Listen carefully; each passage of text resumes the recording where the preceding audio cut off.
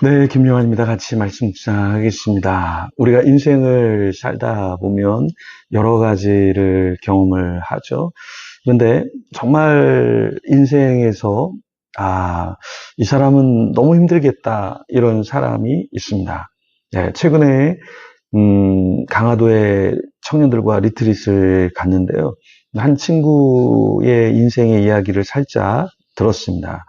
그런데 참, 어떻게 살았을까? 만약에 내가 저 친구와 같이 살았다면 나는 어떤 마음이 들었을까라는 생각이 들었습니다.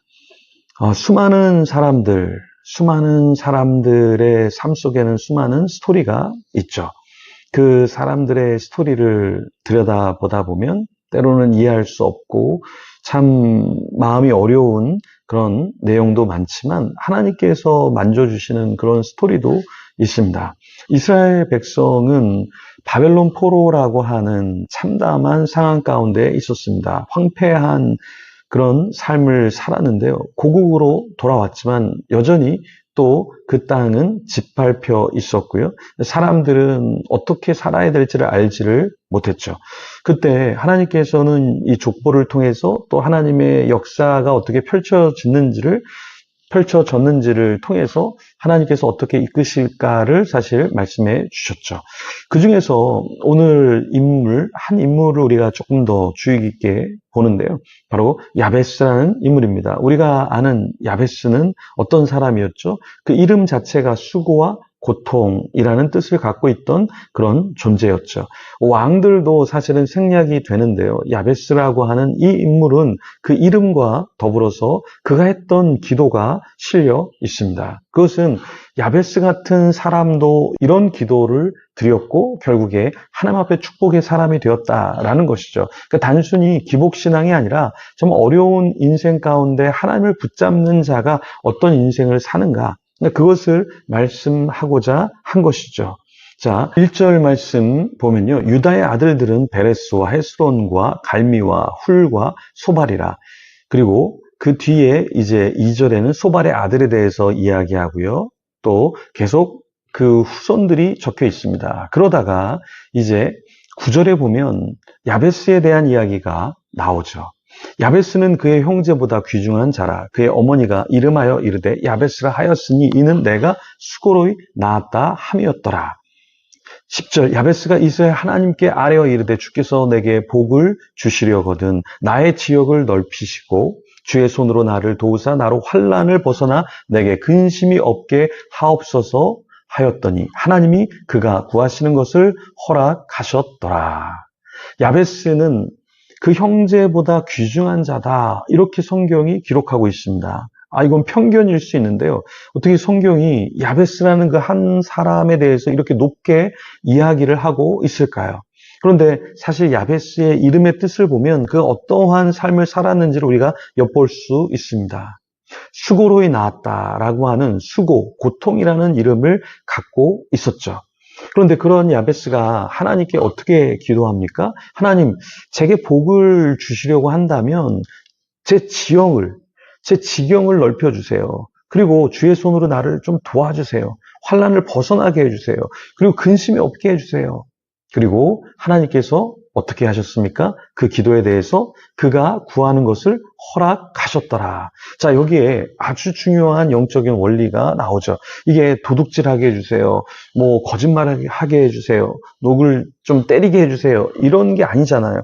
그러니까 자신이 타인을 괴롭히면서 이기적인 기도가 아니라 하나님 복을 주시려고 하면 제 지역을 넓혀주시고 주의 손으로 나를 좀 도와주세요. 환난을 벗어나게 해주세요. 근심이 없게 해주세요. 라고 했는데 하나님께서 그것을 어여삐 여기셨다라는 것입니다. 그때 하나님께서 이 기도를 허락해 주셨다면 오늘 우리가 하는 기도를 하나님께서 밀치시지 않을 거예요. 야베스 같은 그런 인물도 하나님께서 외면치 않고 그의 기도를 들어주시고 복을 주셨는데요.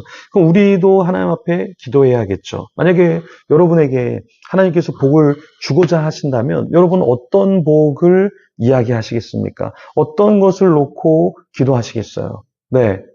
하나님께 제가 이러한 물질이 주어진다면 저는 이렇게 하나님께 올려드리고 싶습니다. 이러한 사람들이 제게 온다면 함께 이러한 사역을 펼치고 싶습니다. 하나님, 제가 꿈꾸는 것은 이런 것입니다. 라고 하나님께 올려드리는 기도가 있습니까? 어떤 것을 갈망하며 살아가고 있습니까? 하나님은 우리가 그냥 이 땅에서 평화롭고 아무런 문제 없이 그냥 살아가기를 원하시는 것이 아니라 하나님께서는 우리에게 원하시는 것이 있어요. 소원을 두고 그 소원을 기쁘게 이루면서 하나님께 나아가기를 원하신다라는 겁니다. 네, 정말 누군가 여러분에게 비전이 뭡니까? 소원이 뭡니까? 그러면 여러분 어떤 고백을 하시겠습니까? 그냥 저를 위해서 좋은 차, 좋은 집, 저를 위해서 건강, 저를 위해서 유명세, 저를 위해서 많은 사람들 이렇게 말하는 것이 아니라 하나님의 나라를 위해서 하나님 저는 이것이 필요합니다. 라고 고백하는 저와 여러분이 되기를 소망합니다. 15절에 보면 어떤 인물이 나옵니까?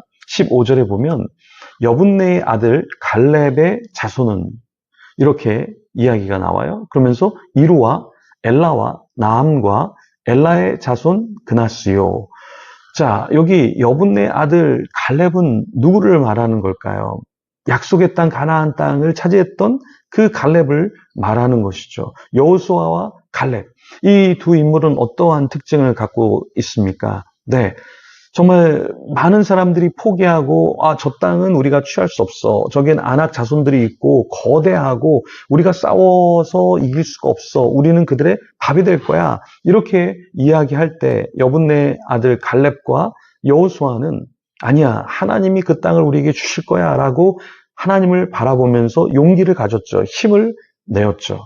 그런데 여분네의 아들 갈렙은 또 대단한 게 무엇이냐면 갈렙과 여호수아 두 사람이 담대하게 그 적진을 향해서 달려갔잖아요. 그리고 나중에 누가 장수가 됩니까? 여호수아가 장수가 되고 리더십을 갖게 되죠. 모세 뒤에 여호수아가 리더십을 갖게 됩니다. 그때 갈렙은 사실은 그만한 자리에 올라가지 않았어요. 그러함에도 불구하고 갈렙은 가장 사람들이 주저하는 땅을 달라고 하면서 이 산지를 내게 주소서라고 말하면서 가나안 땅을 차지하려고 했죠. 그리고 리더십을 인정했습니다. 여호수아의 리더십을 인정해 주었습니다. 나도 예전에 믿음을 갖고 이 땅을 취할 수 있다라고 얘기했고 여호수아 쟤 뭔가 좀 부족할 것 같은데 이렇게 보지 않고 그 리더십을 인정하면서 자기에게 주어진 땅을 나이가 80세가 넘은 그 나이에도 끝까지 하나님 저에게 이 산지를 주소서 하면서 그 땅을 소유하기를 원했다라는 것이죠. 그 땅을 자기의 땅을 만들기 위한 것이 아니라 이렇게 후손들에게 무엇인가를 물려주기 위해서 용기를 내어서 끝까지 싸움을 했다라는 것입니다. 저도 여러분도 끝까지 나를 위해서가 아니라 하나님의 나라를 위해서 싸우고 비전을 갖고 또 하루를 이겨내는 그런 삶 살아가기를 소망합니다. 기도하겠습니다. 하나님 감사합니다. 우리 각자에게는 어려운 삶의 스토리가 있습니다. 고난의 그런 내용도 있습니다. 하지만 그것을 묵상하고 그것만 생각하는 것이 아니라 야베스가 자기의 이름과 태생의 어려움을 이겨내고 지경을 넓게 하기를 원하고 또 두려움과 염려가 없기를 원하고 하나님 앞에서 복받기를 원했던 것처럼 우리도 하나님 앞에 온전한 기도를 드리고 비전을 갖고 살아가게 하여 주시옵소서. 그것이 나를 위한 것이 아니라 갈렙처럼 여호수아처럼 하나님의 땅을 향해서 나아가게 하시고 그 땅을 차지하고 하나님께 다시 하나님의 백성들에게 나눠주는 그런 자가 되게 하여 주시옵소서. 오늘 하루도 이겨내게 하시고 승리케 하여 주시고 온전히 주님께 영광 돌리게 하여 주시옵소서. 감사합니다. 예수님 이름으로 기도합니다. 아멘. 계속해서 기도하며 주님 앞에 나가겠습니다.